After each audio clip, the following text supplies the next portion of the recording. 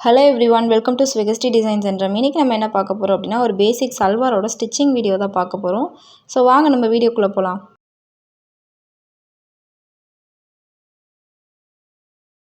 Normal சல்வாரில் 2 part இருக்கும். ஒன்று வந்து யோக் பார்ட் அண்ட் இன்னொன்று லெக் பார்ட்டுன்னு இருக்கும். ஸோ லெக் பார்ட்டுங்கிறது உங்களுக்கு கீழே ஆங்கிள்லேருந்து உங்களோட சீட்டோட சென்டர் பாயிண்ட் வரைக்கும் இருக்கும். அண்ட் யோக் பார்ட்டுங்கிறது உங்களுக்கு சீட்டோட சென்டர் பாயிண்ட்லேருந்து உங்களோட வேஸ்ட் லைன் வரைக்கும் இருக்கும். ஸோ 2 பார்ட் இருக்கும். ஃபஸ்ட்டு நம்ம ஆங்கிள் ரவுண்டை டபுள் ஃபோல்ட் பண்ணிக்கலாம். அதாவது லெக் பார்ட்டில் பாட்டம் இருக்கும் இல்லைங்களா, ஸோ அதை வந்துட்டு half இன்ச்சஸில் டபுள் ஃபோல்ட் பண்ணிக்கிறோம். இந்த மாதிரி பாட்டம் ஃபினிஷ் பண்ணுறது உங்களுக்கு ஸ்டிஃபாக வேணும் அப்படின்னா நீங்கள் கேன்வாஸ் வச்சும் ஃபினிஷ் பண்ணிக்கலாம்.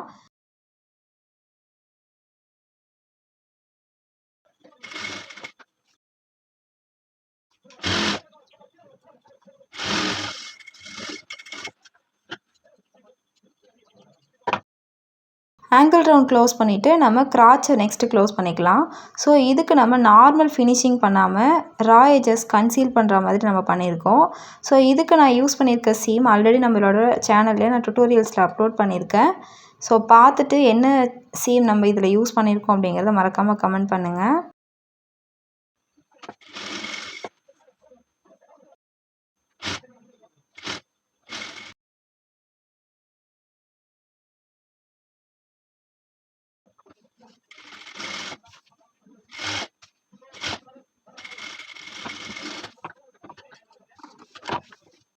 கிராச் நம்மளோட லெக் பார்ட்டில் 2 சைட்லேயும் இருக்கும். அதாவது ஃப்ரண்ட் அண்ட் பேக் 2 சைட்லேயுமே இருக்கும். ஸோ அது 2 சைடுக்கும் சேம் ஃபினிஷிங் தான் நம்ம யூஸ் பண்ணுறோம்.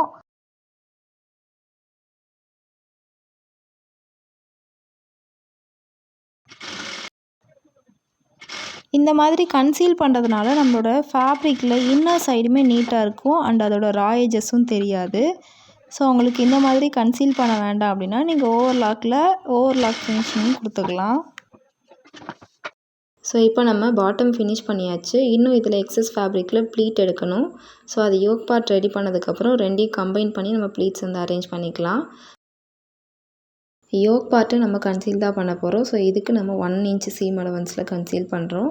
ஸோ நான் வீடியோவில் காட்டுற மாதிரி ஃபஸ்ட்டு ஒரு 1.5 inches கேப் விட்டுட்டு அதுக்கப்புறம் நீங்கள் 1 inch சீம் அலவன்ஸ் கொடுத்து ஃபினிஷ் பண்ணுங்கள்.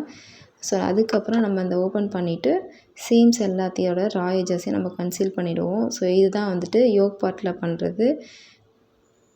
ஸோ இது ஏன் இப்படி பண்ணுறோம் அப்படின்னா நம்ம கார்டு இன்சர்ட் பண்ணணும் இல்லைங்களா, ஸோ அதுக்காக அந்த 1.5 inch ஸ்பேஸ் வேணும். ஸோ அதுக்காக விட்டுருக்கோம். இன்கேஸ் உங்களுக்கு கார்டு வந்து வெளியில் விசிபிள் ஆகணும் அப்படின்னா நீங்கள் 2.5 inches வந்து விட்டுக்கோங்க.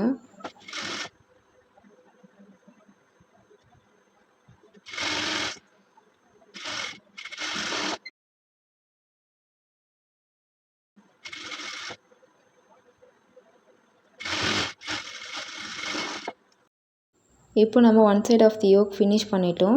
ஸோ இது வந்து ஃப்ரண்ட் சைடில் நமக்கு வரும். ஸோ அந்த கேப் வந்துட்டு 1.5 inch விடணும்னு சொன்னேன் இல்லைங்களா, ஸோ அது வந்துட்டு உங்களுக்கு ஓப்பனில் தான் இருக்கும். ஜஸ்ட் வி மாதிரி ஓப்பனில் இருக்கும். ஸோ அது ஃபுல்லாக நம்ம மேலே ஃபினிஷ் பண்ணும்போது உங்களுக்கு அந்த ஓப்பன் வந்து க்ளோஸ் ஆகிடும்.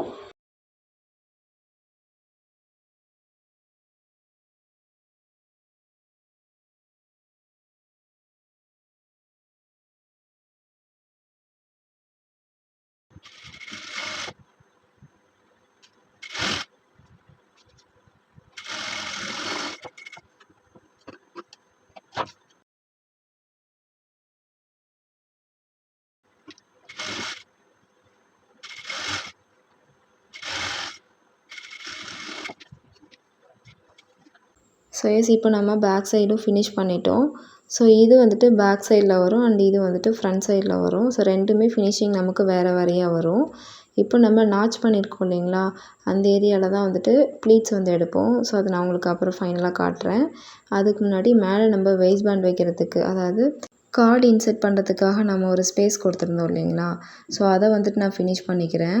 ஸோ இது வந்து செல்வேஜ் ஏரியா அப்படிங்கிறதுனால நான் 1 fold பண்ணிக்கிறேன். இன்கேஸ் உங்களுக்கு ரா எஜஸ் இருக்குது அப்படின்னா நீங்கள் டபுள் ஃபோல்ட் தான் பண்ணணும்.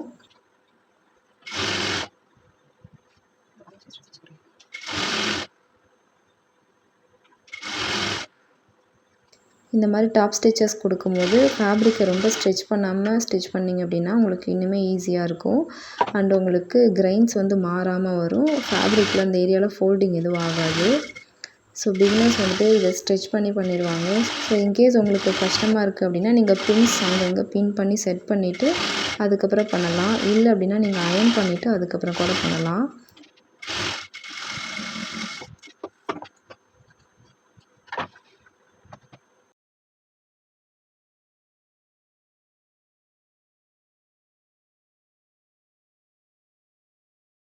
இந்த 2 பீசஸ்லேயே நம்ம ஆல்மோஸ்ட் எல்லாமே ஃபினிஷ் பண்ணியாச்சு. நெக்ஸ்ட்டு நம்ம ப்ளீட்ஸ் வந்து அரேஞ்ச் பண்ண போகிறோம். ஸோ ப்ளீட்ஸ் அரேஞ்ச் பண்ணுறதுக்கு 2 பார்ட்லேயும் நீங்கள் ஈக்குவலாக ஸ்ப்ளிட் பண்ணிக்கோங்க. அப்போ தான் ஈஸியாக இருக்கும். ஸோ பிகினராக இருக்கீங்கன்னா நீங்கள் பெல் பின்ஸ் கூட யூஸ் பண்ணிக்கலாம். ஃபர்ஸ்ட் நம்ம கிராச்சை மேட்ச் பண்ணிவிட்டு தென் ஆஃப்டர் தட் நான் நாச் பண்ணியிருப்பேன். ஸோ அந்த சென்டர் பார்ட்டையும் அண்ட் யோக் பார்ட்டில் இருக்க நாச் 2யும் கம்பைன் பண்ணிடுறோம். ஸோ இந்த மாதிரி கம்பைன் பண்ணிங்க அப்படின்னா உங்களுக்கு எக்ஸஸ் ஃபேப்ரிக் லெக் பார்ட்டில் கிடைக்கும்.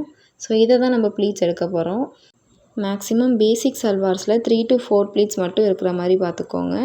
இன்கேஸ் ரொம்ப ஃபேட்டியாக இருக்காங்க அப்படின்னா அவங்களுக்கு ப்ளீட்ஸோட சைஸை வந்து இன்க்ரீஸ் பண்ணிக்கோங்க. ஐ மீன் 1/2 இன்ச்சில் எடுக்கிற ப்ளீட்டை 1 inch or 1.5 inch அந்த மாதிரி ஒரு ப்ளீட்டோட சைஸவே நீங்கள் இன்க்ரீஸ் பண்ணிக்கலாம். பட் மேக்ஸிமம் ப்ளீட்ஸ் 4-5 வர மாதிரி பார்த்துக்கோங்க. அதுக்கு மேலே ப்ளீட்ஸ் அதிகமாக அது வந்து உங்களுக்கு நார்மல் சல்வார் மாதிரி ஃபினிஷிங் இருக்காது. லைக் பட்டியாலா செமி பட்டியாலா அந்த மாதிரி ஃபினிஷிங் உங்களுக்கு வந்துடும். நார்மலாக நம்ம சல்வாருக்கு எப்போவுமே நைஃப் ப்ளீட் தான் மேக்ஸிமம் ப்ரிஃபர் பண்ணுவோம். ஸோ அதுதான் உங்களுக்கு கம்ஃபர்டபுள் வைஸ் ஓகேவாகவும் இருக்கும். இந்த நைஃப் ப்ளீட்ஸை நீங்கள் சென்டர்லேயே எடுத்துக்கலாம், ஆர்எல்ஸ் இல்லை அப்படின்னா சைட் பார்ட்லேயே எடுத்துக்கலாம். ஸோ நம்மளோட கன்வீனியன்ட்டுக்கு தகுந்த மாதிரி நம்ம ப்ளீட்ஸை வந்து ஃபிக்ஸ் பண்ணிக்கலாம்.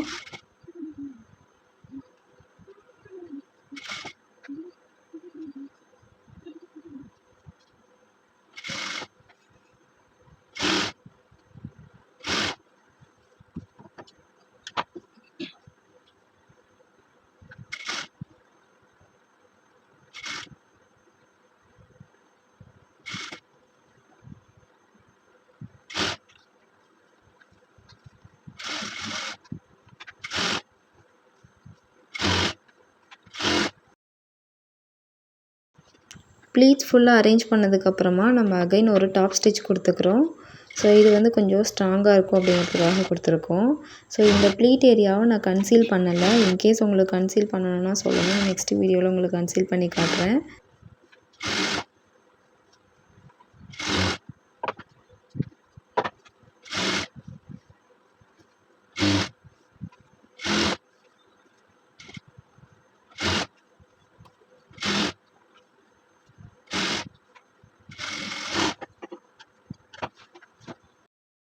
ப்ளீட்ஸ் ஃபுல்லாக ஃப்ரண்ட் அண்ட் பேக் அரேஞ்ச் பண்ணியாச்சு. ஃபைனலாக நம்ம லெக்கோட ரவுண்டை க்ளோஸ் பண்ணிக்கலாம். ஸோ நான் வந்துட்டு சீம் அலவன்ஸ் 1 inches விட்டுருக்கேன். ஸோ சீம் அலவன்ஸ் 1 inchஸில் நம்ம அப்படியே ஸ்டிச் பண்ணிட்டு வரோம். அண்ட் கிராச் ஏரியா கிட்ட வரும்போது 1/2 inchல வந்து ஃபினிஷ் பண்ணிங்க. அப்போ தான் உங்களுக்கு அந்த கர்வ் லைன் வந்து அழகாக இருக்கும். இல்லைன்னா ஒரு மாதிரி இழுத்து பிடிச்ச மாதிரி இருக்கும்.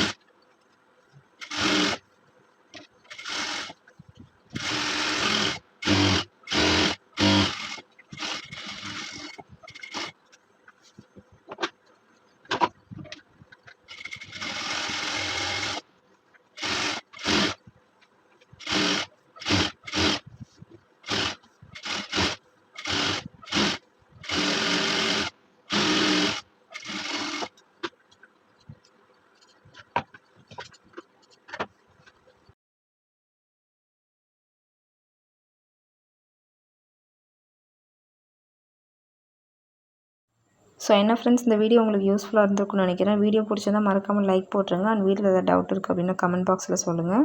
அண்ட் நம்மளோட சேனல் நீங்கள் தான் ஃபஸ்ட் டைம் பார்க்குறீங்க அப்படின்னா மறக்காமல் சப்ஸ்கிரைப் பண்ணிக்கோங்க. அப்போ தான் நான் போகிறது மாதிரி இன்ட்ரெஸ்டிங்கான வீடியோஸோட அப்டேட் எல்லாமே உங்களுக்கு நோட்டிஃபிகேஷனாக வரும். தேங்க்யூ ஸோ மச் ஃபார் வாட்சிங்.